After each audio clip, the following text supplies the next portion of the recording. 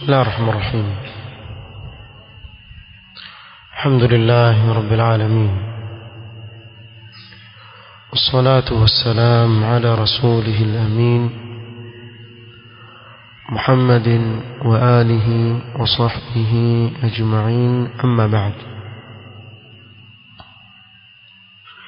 leo ikiwa ni tarehe 5 mwezi wa Rabiu Thani mwaka wa 1440, katika darsa ya risala sifatu az-zawjati as-salihah ifikia الباب الخامس، صفات الزوجة الصالحة، صفة زمك mwema. Na hapa mwandishi ameorodhesha sifa ambazo mwanamke akisifika nazo ajue ni katika wanawake wema na ni mke mwema. Kwa pengine mwanamke aweza kujiuliza, ili mimi niwe katika orodha ya wanawake wema kwa waume zao, ni sifa gani ambazo natakikana nisifike nazo? Zisikilize vizuri zile sifa ambazo akisifika nazo mwanamke atakuwa amekuwa ni mke wa kheri, ni mke mwema. Awalan, almudawamatu ala ta'ati Allah ta'ala, kudumu katika kumtii Allah subhanahu wa ta'ala, bimaana atangulize taa ya Allah subhanahu wa ta'ala juu ya chochote kile, hata kikiwa kitakwenda kinyume na matamanio ya nafsi yake. Wakati mwingine Allah subhanahu wa ta'ala aweza kuamrisha jambo, dhahiri ya lile jambo mtu akaona kuwa laenda kinyume na vile anavyotaka yeye, lakini Allah subhanahu wa ta'ala akajalia ndani yake baraka na khairi kubwa sana. المداومة على طاعة الله تعالى بأداء حقوقه، kudumu katika kumtii Allah subhanahu wa ta'ala kwa kutekeleza haki zake Allah subhanahu wa ta'ala, min salatin wa siyamin wa iffatin wa hijabin wa ghaddi basarin wa ghairi dhalika. Miongoni mwa haki za Allah subhanahu wa ta'ala ni ibada ya swala, kutekeleza swala zake 5 mchana na usiku. Na hili ni jambo sahali sana kwa mwanamke, sababu alifanya ndani ya nyumba yake na halichukui muda mrefu. Maal asaf, wakati mwingine utasikia matukio ya wanawake kutoswali, mtu akakushtakia kuwa mke wangu hataki kuswali, na nikimwamrisha pia hataki kuswali. Huyu si mwanamke mwema, huyu ni mwanamke wa shari. Na mwanamke asiyeswali usiishi naye. Ikiwa hawezi kumsujudia Allah subhanahu wa ta'ala na kufanya amri hii ya wajib, huyu hafai kuwa mke kwako. Baada ya nasiha na kuamrisha ibada ya sala aiswali, juu yake akawa haswali, huyu si mwanamke wa kuishi naye. muondoe mpeleke kwao, hakufai maadamu haswali. Kwa hiyo atekeleze haki za Allah subhanahu wa ta'ala katika swala na saum na iffa, ajihifadhi nafsi yake kutokamana na uchafu, wa hijabin, na kuvaa hijab kikusudiwa mavazi ya kisheria. Na hijab sivyo inavyoeleweka na baadhi ya watu, kile kitambara cha kufunika kichwa kidogo tu kile ambacho akiulizwa sema haki ya Mungu ninavaa, haki ya Mungu ninavaa. Kuvaa hijab shar'i leo, ambalo hili jambo limekuwa ni istihzaa, wanawake wawafanyia wenzao wanaojistiri kisawasawa. Mwanamke akavaa jilbab ya kisheria kisawasawa, ukawaona wenzake wamfanyia istihzaa. Lakini kumbukeni maneno ya Mtume sallallahu alaihi wasallam, sinfani min ahli an-nari lam arahuma, kuna aina mbili ya watu wa motoni sijawaona bado. Kisha akataja wanisaun kasiyatun aariyatun, na wanawake ambao wamevaa nguo lakini wako uchi. Kuna baadhi yao mabuibui walioyavaa yahitaji mabuibui, yale mabuibui walioyavaa yahitaji mabuibui juu yake, namna yalivyokuwa hayastiri mwili wake mwanamke. Hawa wanawake nisaun kasiyatun ariyatun mailatun mumilat, katika mwendo wao pia wa kufitinisha wanaume, mpaka Mtume sallam akasifu vichwa vyao na namna wanavyosonga nywele zao, ka asnimatil bukht almaila, kama mfano wa nundu ya ngamia iliyomili. Kisha akasema la yajidna raihata aljanna, hawa hawataipata hata harufu ya pepo. Wala yadkhulnaha, na wala hawataingia peponi. Na haya ni makamio makali sana, lau kama watu wangeliyazingatia. Kwa hivyo ni wajibu juu ya mwanamke ajistiri kisheria, si anavyotaka yeye. Na ikiwa hajui aulize, je, kisheria mwanamke atakikana ajistiri namna gani? Basi ajistiri kwa hijab ya kisheria. Na tuliwahi hapa kuzungumza sifa ya hijab ya mwanamke ya kisheria, nafikiri ilikuwa darasa ya adab al-mufrad kama sikukosea. Wa ghaddi basarin, na kufumba macho yake. Hii pia ni katika haki ya Allah subhanahu wa ta'ala. Wa ghairi dhalika, na nyinginezo katika haki zake Allah subhanahu wa ta'ala. Kwa hii ni sifa ya kwanza, almudawamatu ala ta'ati Allah ta'ala biadai huquqihi, kudumu katika kumtii Allah subhanahu wa ta'ala mwanzo kabisa na kumtekelezea Allah haki zake. Thaniyan, ta'atu zawjiha fi ghairi ma'siyati lillahi ta'ala, kumtii mumewe pasipo na kumuasi Allah subhanahu wa ta'ala.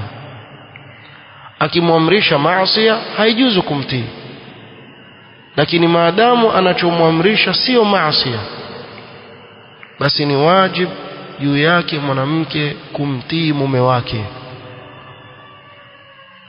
Wa adau huquqihi kamila, na kuzitekeleza haki za mume kamili. Na hii ni sifa ya mwanamke mwema. Kwa mwanamke asiseme mbona wasema kuwa tuwatekelezee haki zao kamili, na wao tukiwa tuwazungumza wao sasa itakuwa ni wao. Sasa hivi tuzungumza wale wanawake ambao sifa zao wakiwa nazo hizi watahesabika ni katika wanawake wema, kutekeleza haki za waume zao kamili. ومنها ما تقدم في الباب الأول, miongoni mwa zile haki ni zile tulotangulia kuzitaja katika mlango wa kwanza huko mwanzo.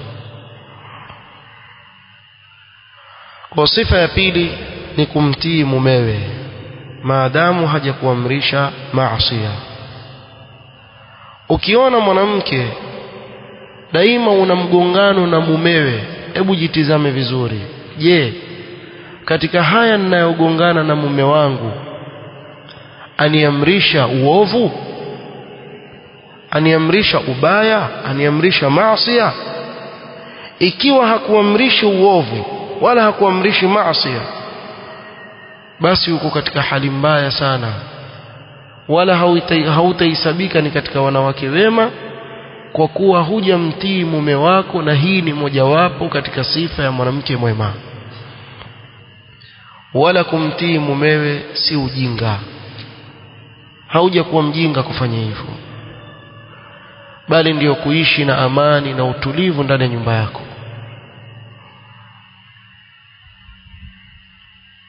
Na tukumbuke kuwa mwanamume ni mwanadamu. Yawezekana kuwa yule mwanamume akawa ni mtu wa kheri,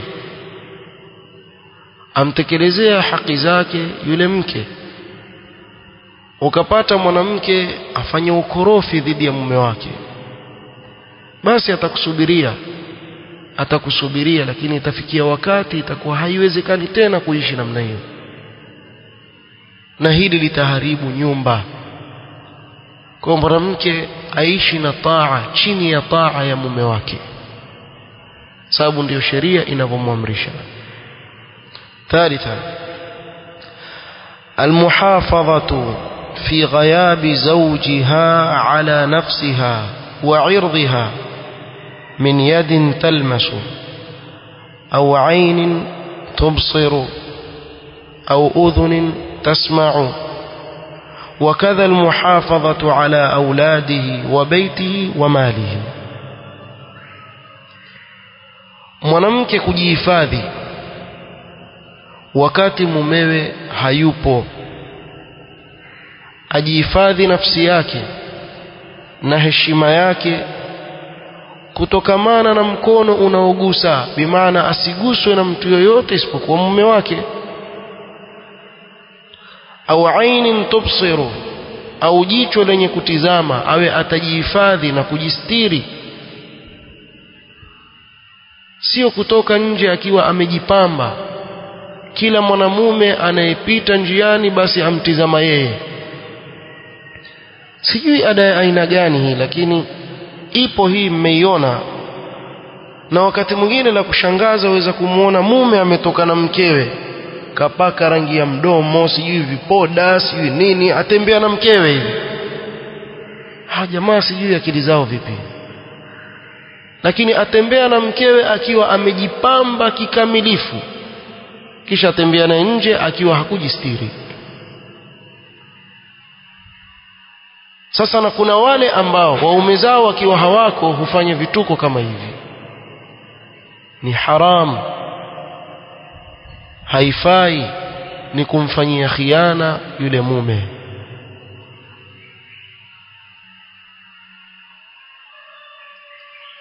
Au udhunin tasma'u, kadhalika isiwe atakuwa ni mwenye kusikilizisha wengine kile ambacho haifai kuwasikilizisha.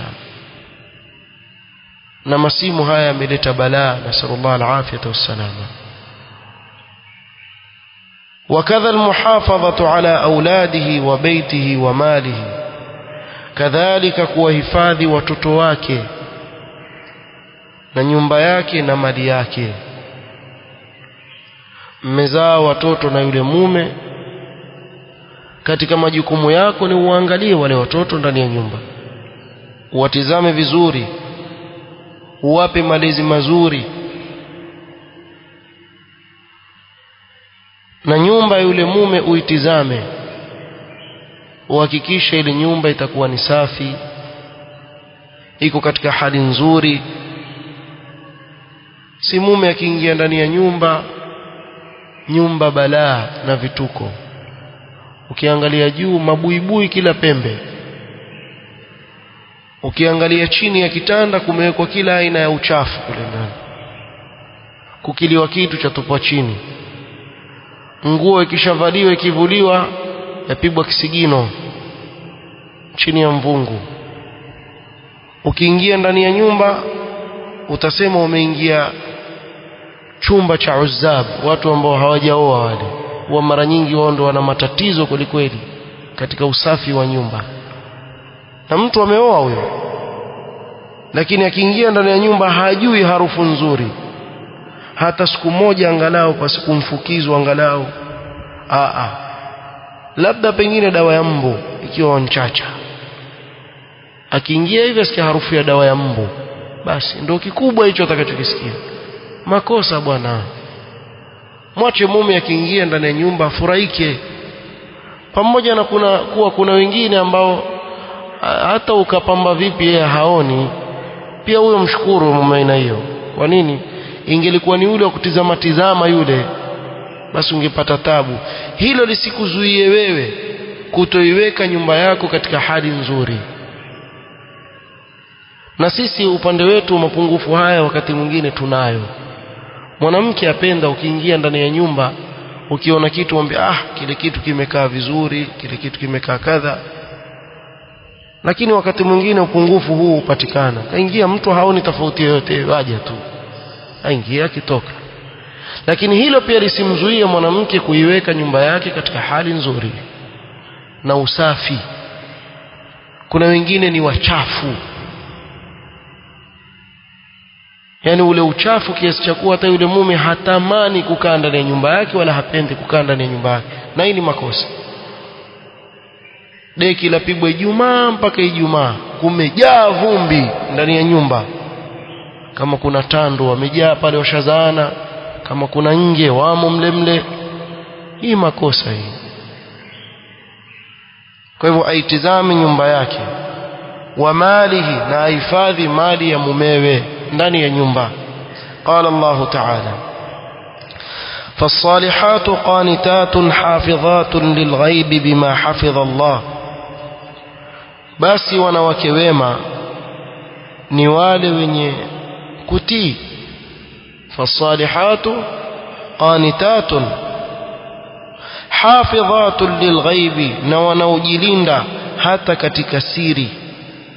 bima hafidha Allah, kwa kuwa Allah subhanahu wa ta'ala amemwamrisha na kuwaamrisha wajilinde.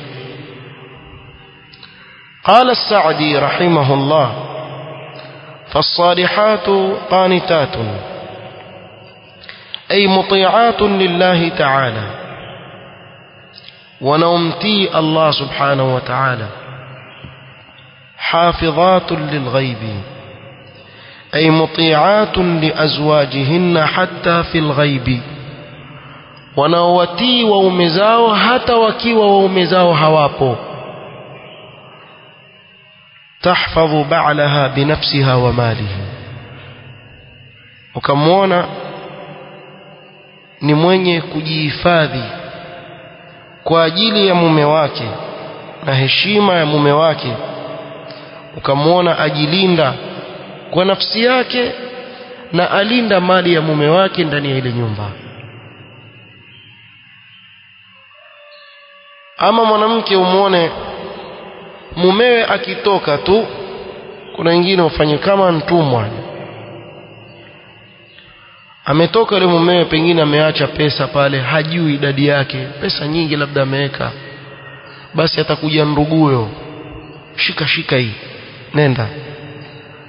Yani kama ng'ombe hapa tokamua maziwa tu. Mama yake na ni wake nyumbani, akitaka kitu yule mke basi achovya tu bila ruhusa, avuta akitoa.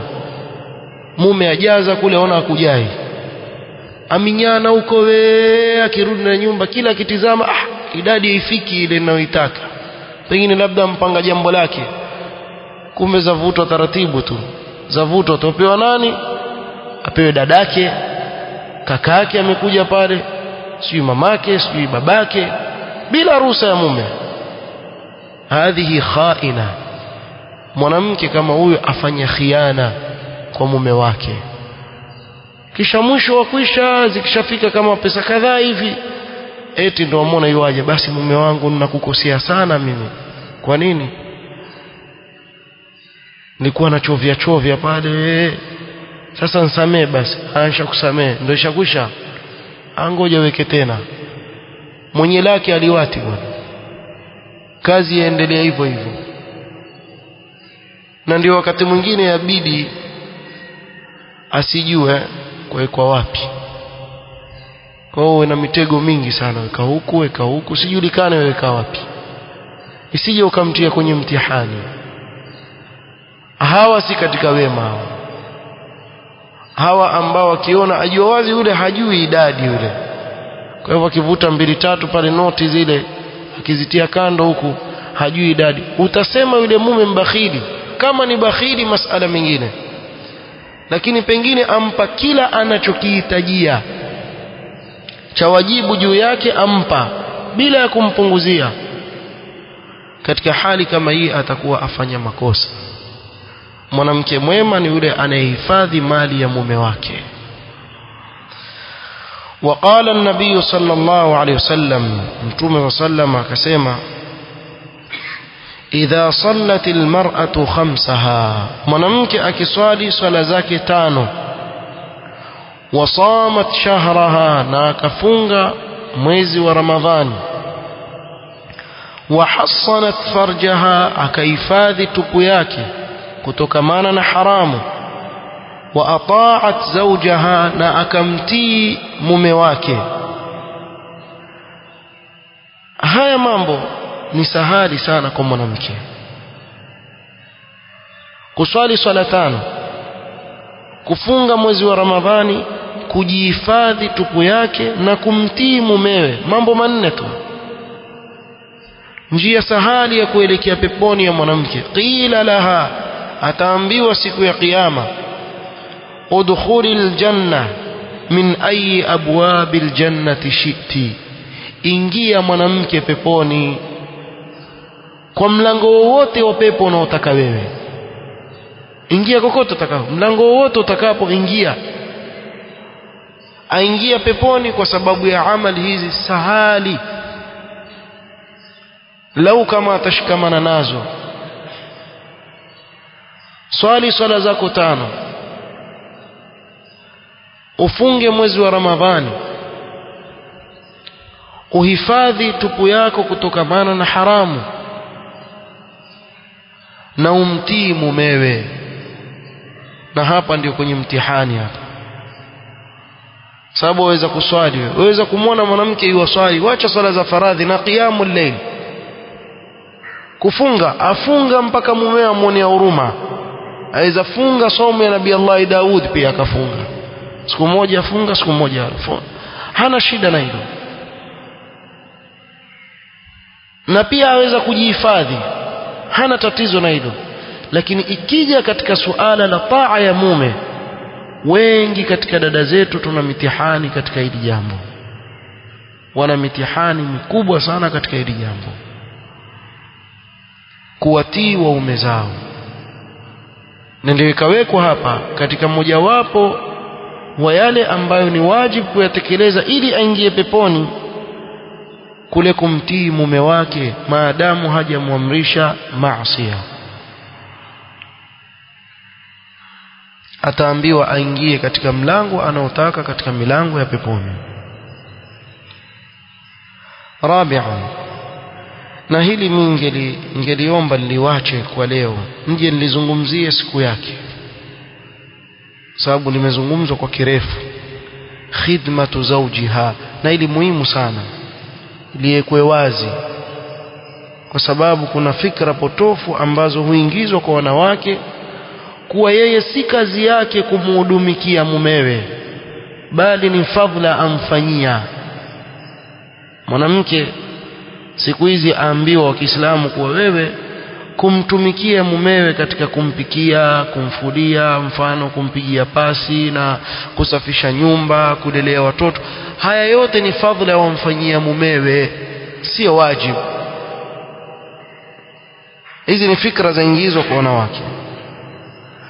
Taibu, wewe kazi yako ni nini? Yuri mume anakwenda kutafuta kwenu, akakuposa, akalipa mahari, akafanya paka ndani ya nyumba yake, uje ukae funge mkono hivi, niletwa ndani ya nyumba ukae. Hayo tutakuja kuyazungumza, biidhnillahi taala. Lakini nitaruka kwenye nukta ya tano, hifdhu asrari zawj, kuhifadhi siri za mumewe. Kwa kweli watu wawili wakiishi, haswa mume na mke, kuna mambo mingi sana ya siri yatatokea baina yao, mingi sana. Na hakuna mtu ambaye atakuwa na siri zako nyingi kama mkewe, sababu ni mtu mnaishi maisha yenu yote katika chumba kimoja, mko sehemu moja, kuna mengi yatokea. Bali kama kuna watu ambao wajua mapungufu ya waume zao au ya wanaume, ni wanawake. Mkewe ndio ajua mapungufu yako mengi ulionayo. Kule kuficha ile siri ya yule mume, wa khasatan ma yajri bainahu wa bainaha fi al-khalwa min ar-rafathi wash-shu'un al-khassa biz-zawjiyya, haswa yale yanayojiri baina yao wakiwa peke yao, kama kitendo cha ndoa na yale mambo ambayo ni ya khasa baina ya mume na mke. Fa ifsha'u sirri az-zawji mimma yu'limuhu wa yuskhituhu, kutoa siri za mume, mwanamke atakafahamu kuwa ni katika mambo yanayomuudhi sana mume na kumkasirisha. Kuna jambo fulani hakuna anayelijua isipokuwa yeye na mkewe, asikia ghafla uko nje kwa zungumzwa jambo lake, imefikaje hii? Kumbe anapotoka mkewe naye hutoka pale Radio Domo, pengine huitwa BBC, azungumza kila kitu, kila kinachojiri ndani ya nyumba akizungumza. Na kuna wengine anapokasirika yeye na mumewe, basi hupeleka habari zote kwao, huyu hivi, huyu hivi, huyu hivi. Angalia siri yake hili jambo. Mwanamke akikasirikiana na mumewe akaenda kwao akamzungumza vibaya yule mume, afahamu kitu kimoja, kesho watarudi kuwa kitu kimoja, watarudi sawa sawa, kwa sababu binadamu wako sana, kisha warudi sawa sawa. Na hili jambo lipo katika maisha ya ndoa. Wakati mwingine mume amuudhi mke, wakati mwingine mke amuudhi mume, lakini akatoka yule mume au mke akaenda kwao, kwa mfano akasema, mume wangu mimi anifanyia hivi na hivi na hivi, mwingine ya kuongezea pengine. Afahamu kitu kimoja, yule unayemwelezea, ikiwa ni mzazi wako, ikiwa ni ndugu yako, ikiwa ni dada yako, tayari atakuwa ashajenga jambo juu ya mumewe, kuwa mumewe ni mtu muovu, na hilo halitabadilika. Kesho wewe utarudiana na mume wako kuwa kitu kimoja, mshapatana, mshasahau yale, lakini huko kwenu bado halijasahaulika, achukuliwa kuwa ni mtu mwovu. Fanya akili wewe mwanamke, yote yanayojiri katika zile kuta nne yasitoke nje ya hapo, ni baina yako wewe na mume wako, isipokuwa lile ambalo halina budi, hakuna njia yote.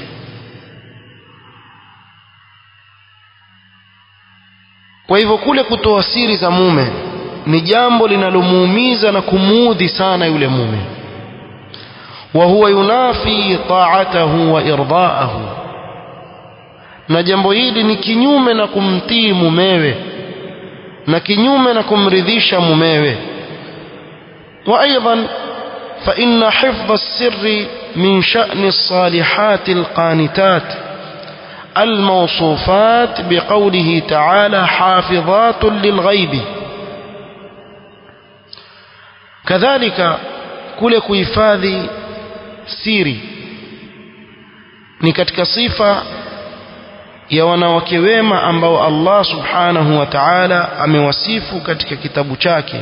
Wale wanawake wema ni wale wenye kumtii Allah subhanahu wa ta'ala na wenye kujilinda hata katika siri kwa yale ambayo Allah subhanahu wa ta'ala amewaamrisha kujilinda nayo.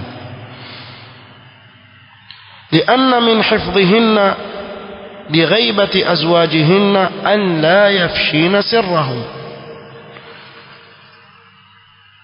katika kule kujilinda wakati waume zao hawapo, mojawapo ni mwanamke kutoeneza siri za mume wake. Wapo waweza kuwa katika familia na hili lishaharibu nyumba nyingi sana. Mwanamke aishi na mume wake vizuri, lakini kuna kidudu mtu waitwa hivyo, pengine ni dada yake, pengine ni ndani wake. Akishatoka tu mume wake, siku ya pili yeye yuko pale. Vipi, uko kazini? Jana vipi, kunkwendaje, ankwambia nini, kuna mpya, kuna nini? Na yule mpumbavu anketi, kumfanyika hivi, ansema hiki, ansema kile, kisha jiona mwerevu. Kisha yule atoka pale aeneza, mara mume tuwasikia kuna jambo fulani kwenye fulani lazungumzwa mitaani huko. Mashaallah, hakuna mwingine ambaye yajua haya isipokuwa ni mke wangu. Yalifikaje? Kumbe basi, na hapo ndio mwisho. Hakuna mtu aweza kuishi na mtu ambaye hawezi kuweka siri bwana. Mwanamume gani ataishi na mwanamke wakati hana amani? Nani ataishi na mwanamke kama huyo? Mtu hana amani, apima mazungumzo yake ndani ya nyumba yake, asi maisha gani ambayo mwanamume yuko ndani ya nyumba yake, lakini aangalia, achuja, hiki nikiseme, hiki nisikiseme, nikikisema hiki potelea mbali bwana, nitatafuta mwingine mwenye kujua kuweka siri. Wewe Radio Domo nenda kule kageuke BBC haswa na wako. Na upande wa waume pia hivyo hivyo, kuna mijia na ume wengine ngeti kama banati, jitu ya ajabu sana. Yani hawana ile rujula, kuna zungumza mambo ya kike tu wakikaa na wanaume wenzao, ili na lile na lile. Na yani kumbusha mmoja katika mabedui au mabedui, mnaona mabedui, sema bedui aulizwa, kunani bwana, mbona ugomvi mwingi baina wewe na mkewe? Sema siwezi kutoa siri za mke wangu. Vipi wewe, nikae na wewe nikueleze siri za mke wangu? Siwezi. Mambo yakazidi mpaka akamwata mke, akamwata, akaambiwa, haya sasa hebu tueleze, kwani kulitokea nini? Sema siwezi kueleza siri za binti wa watu. Wakati ule alikuwa ni mke wangu, sasa ni binti ya watu, siwezi kumzungumza binti ya watu vibaya, nitakufa nayo mwenyewe. Hawa wanaume wako sawa sawa. Na upande wa mke pia kuwa hivyo. Na mara nyingi wakishaachana watu, baada ya matatizo kutokea katika majumba yao, utamuona mmoja wao azunguka tukimzungumza. Sasa mzungumza nini shekhi? Basi yashakwisha, haikuwa riziki, hamkujaliwa, basi kila mtu anyamaze. Sababu kuna mengi, ikiwa watu wataketi wasemane, kuna mengi watasemana ya aibu, na wengine bali wakayazua ambayo hayamo, ikawa ni aibu katika mujtamaa, waliyadhu billah. Hili jambo la kuficha siri ni jambo adhimu sana katika maisha ya ndoa. Na ukitaka kulizungumza waliona si siri, mwanzo uliza, mume wangu, hili jambo nikilisema sawa? Si sawa, ficha, zuia, nyamaza, simwambie mtu.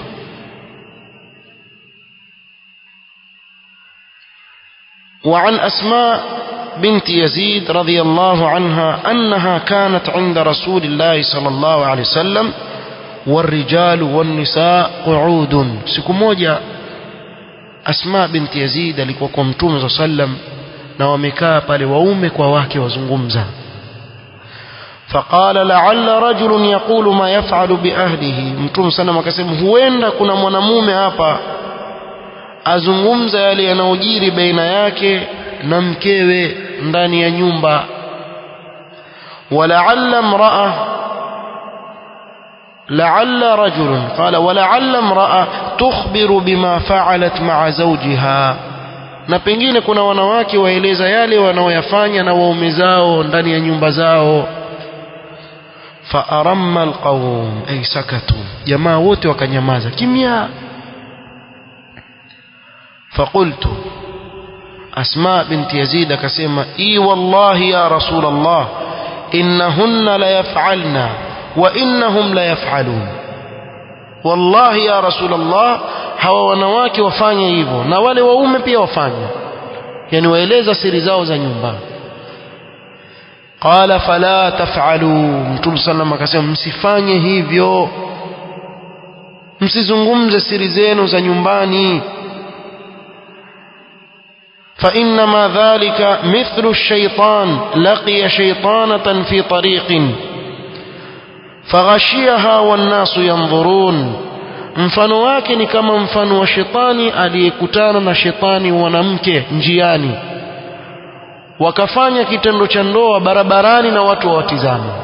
Ndio mfano wa huyu anaeleza siri za ndani ya nyumba.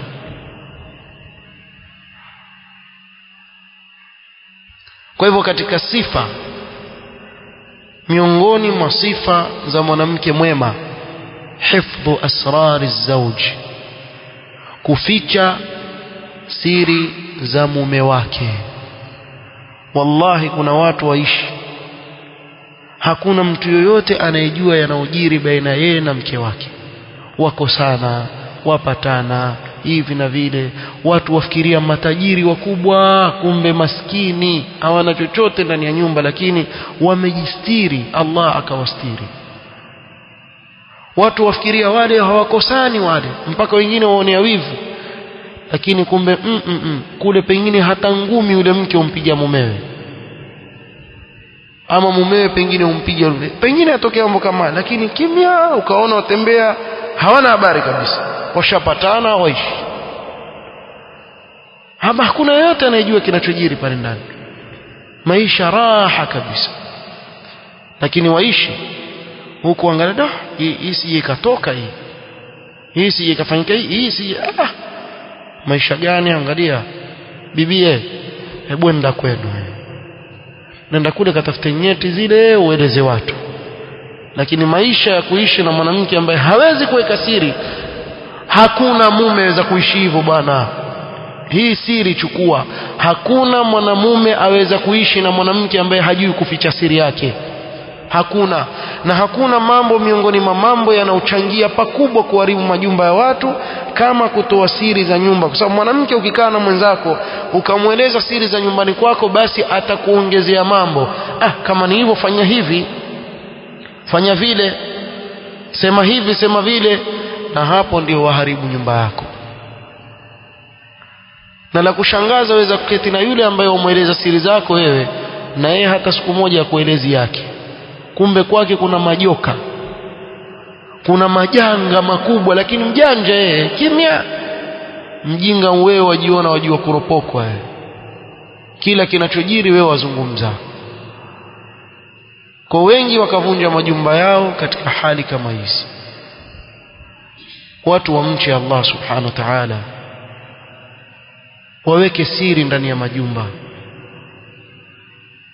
Jambo wewe hata hujafikia, pengine labda una jambo unataka kumwambia mtu katika familia yako, hujafikia kumwambia ile siku yake, wasikienda kukwambia bwana wataka kufanya jambo fulani bwana, hujaniambia bwana. Si mimi najua na wakati wangu maalum nimeweka, nitakuja kukwambia. Kumbe jamaa ashavujisha huko nyuma, hakuna siri bwana. Pengine mtu ataka kufanya jambo kwa siri ni lake, ghafla tu nasikia bwana. Wasikia wapi wewe? Unsikia vipi wewe kama mimi nataka kufanya hili jambo? Kumbe kuna mwenzake pale, kazi yake yeye kufujisha siri tu. mwisho wa kuisha yule mume huudhika la kwanza, la pili kumshangalia. Siwezi kuishi na mtu ambaye hawezi kuweka siri ndani ya nyumba. Hili lizingatiwe sana na upande wa kina mama. Ukitaka kuwa mwema, kuwa mficha siri. Na tukisema kuficha siri haimaanishi kuwa pengine yule mwanamke amrishwa maasi pale ndani, amrishwa nini aficha. Yaeleweka yale ya kufichwa na yaeleweka yale ambayo hayasubiriki. Kafikisha kwenu kuna shida. Mume haswali, mlevi, mambo kama hayo, tutasema aficha siri hapo itakuwa ni makosa. Nafikiri liko wazi hivi. Mimi nitasimamia hapo inshallah. Tutakuja kuzungumzia kuhusu khidma ya mwanamke kwa mume wake biidhnillah ta'ala katika kikao kitakachokuja inshallah ta'ala.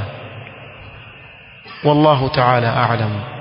سبحانك اللهم وبحمدك أشهد أن لا إله إلا أنت أستغفرك وأتوب إليك. بارك الله فيك.